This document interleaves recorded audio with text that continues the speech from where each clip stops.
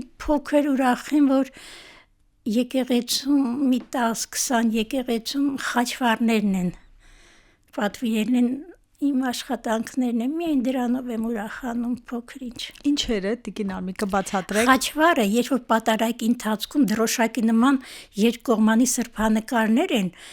թափորից առաջ գնում է այդ խաչվառը, կոչվում է խաչվառ։ Դա Հիսուսի, այսինքն հոգևոր ոնց որ առաջնորդող խաչը ինչ է, քրիստոնյայի նշանն է, չէ՞։ Իսկ այդ խաչվառը թափորի նշանն է, գնում ես ընդառաջ եւ վերջապես պատարագը ինչ է, Հիսուսին հիշելու, Աստծուն հիշելու արարողակարգ է։ Դրա համար այդպես այդ գործը որ անում եմ հիմա Էլի հոգին եք սնում ձեր։ Իհարկե։ Ձեր անցած ուղու մասին պատմեք, Տիկին Արմիկ։ Ոյ, մի քիչ շատ երկար։ Պատմեք, ժամանակ ունենք։ Նախ այս տարիքում ես մի քանի նախ երգը իմ հոբին է, այսպես ասած երգերարժություն պար 3 երգչախմբում եմ մասնակցում, ավելացրած վետերան մանկավարժ եմ նաև, այդպես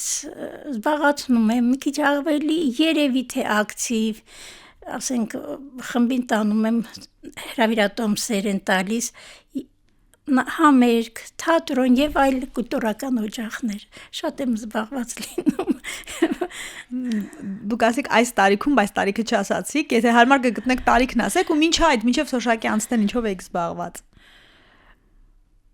Ցավոք սրտի ես զրկվեցի անօրեն տնօրենների պատճառով երեխաների հետ շփվել մանկավար դպրոցում, բայց ես եկեղեցում երևի 8-9 տարի երեխաների նկարել սովորեցրի բարեգործության ձևով, երբեմն ինձ ասում էին ճանապարհածախ գոնե վերցրու։ Եվ պատկերացնում եք այդ անվճար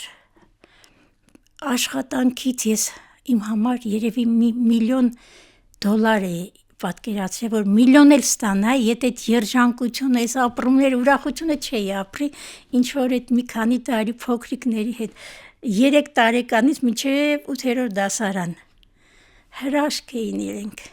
Ինչքան հաճախ եք ստեղծագործում, ես գիտեմ, որ դուք նկարում եք հոգևոր թեմաներով նաև։ Այս վերջի շրջանում քիչ, բայց պատկերացրեք, ես այն ժամանակ շատ ավելի հոգևոր կյանքով եմ ապրում, որովհետև դա կապ չունի, նկար ես անում, հա, սովորական կարող ես նկար անել եւ ստեղծագործել абստրակտ եւ այլն, նրան ուժապետք, աննորմալ ներողություն, պահվածք էլ կարող է լինի, գիշերով անես, կապ չունի, սարի վրա էլ անես, բայց հոգևոր աշխատանքը դա աղոթական վիճակ է, երբ որ նայում ես, պետք է քեզ տրամադրի աղոթական վիճակի, մտքով պիտի գոնե փոխվես այն աշխարհ։ Դրա համար, երբ որ աղոթական վիճակով չի, այնքան նկարներ կան, ցավոք սրտի վերջի շրջանում, ինչ որ եկեղեցիներում ավելի ճարտարապետական ոճի նկարներ են, հոգին բացակայում է, էդ էլ է ցավ իմ համար։ Շատ հայտնի արվեստագետներ չեն հանդգնում, ռիսկ չեն անի հոգևոր թեմայով ստեղծագործել, հավանաբար ձեր ասած ձեր ձևակերպում աղոթական վիճակի պիտի հասնել, որ կարողանա մարդ հոգևոր թեմայով ստեղծագործի։ Իրոք դա այդպես է։ Մենք մեր հարուստ այդ մշակույթը ցավոք աղավաղեցինք։ Սիրողական մանկավարժական ինստիտուտի նկարչական ավարտելուց հետո ես չբավարարվեցի։ Առանցին գնացել եմ կանոնական սրբանկար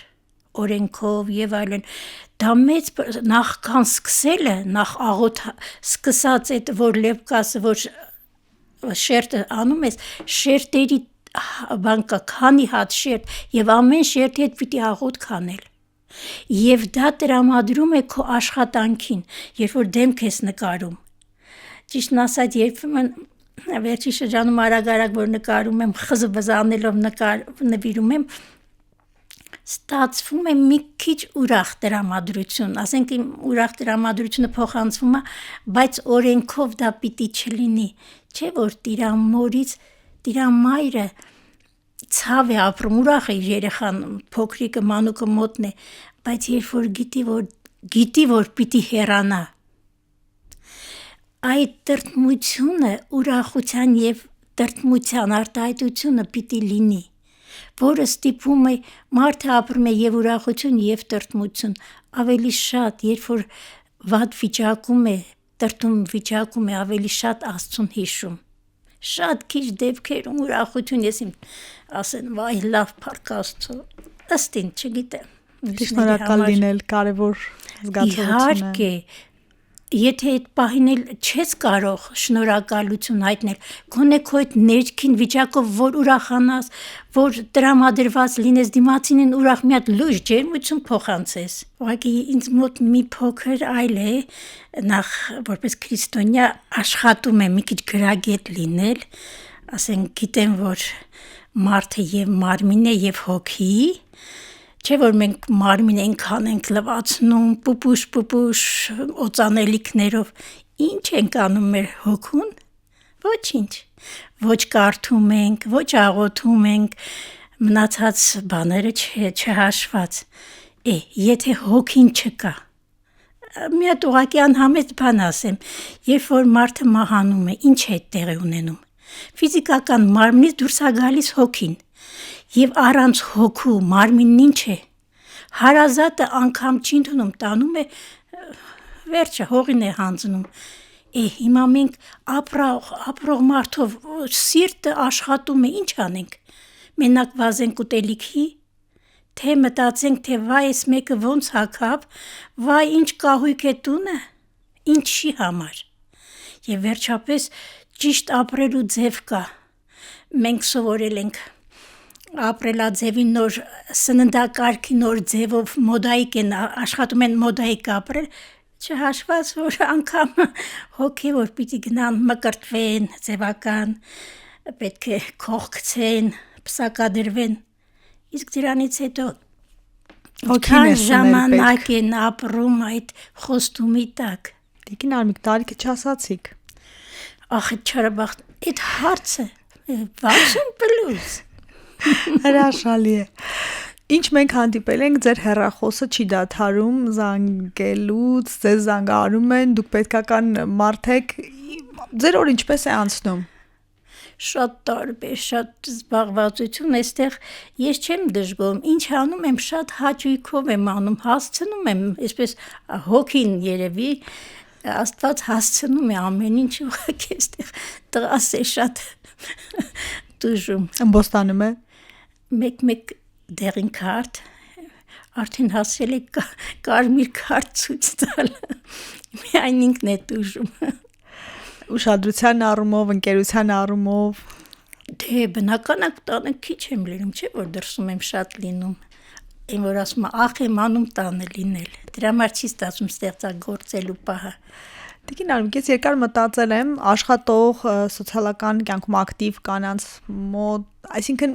բալանսը շատ դժվար է ապահովել արտաքին տեսքի, կենցաղային գործերի, հասարակական կյանքում ակտիվության, պարտադիր եւ երեխաների հետ մասով, ինչ որ մի բանը պետք է այս քառանկյան մեջ դուժի, ձեր դեպքում բացի որ ընտանիքում ձեզ պակասն են զգում, այլ որտեղ է որ դուք տեսնում եք, որ ավելին է պետք անել։ Ես ապրում եմ այնպես, ինչպես ստացվում է։ Ինչ որ մի բան եթե չի լինում, պատկերացրեք այն արտահայտությունը կա, ասում է, այս Աստված սենց էր ուզում,